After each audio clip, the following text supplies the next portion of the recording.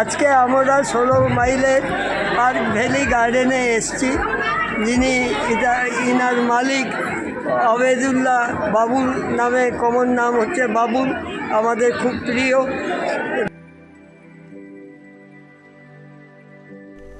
পার্কের উদ্বোধনের দিনই উপচে পড়ল মানুষের ভিড়।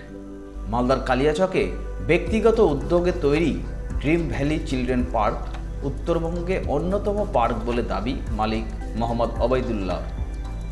মালদা জেলাতেই এত বড় পার্ক খুঁজে পাওয়া মুশকিল। আনুষ্ঠানিকভাবে পার্কের উদ্বোধন করেন প্রবীণ রেশম ব্যবসায়ী সত্যনারায়ণ রান্দার এবং রাম অবতার সারদা। নতুন পার্ক দেখে অভিভূত তারা।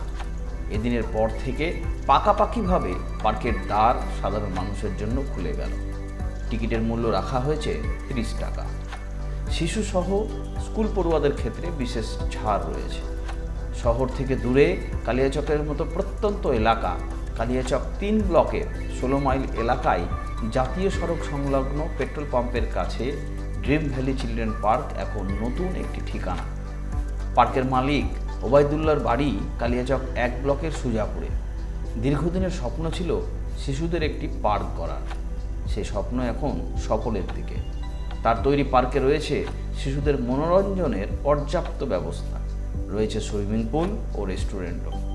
দিল্লি, কলকাতা সহ বিভিন্ন জেলা থেকে পার্কের যাবতীয় সরঞ্জাম আনা হয়েছে। 4 বছর আগে পার্ক করার চিন্তাভাবনা শুরু করেন ওবায়দুল্লাহ।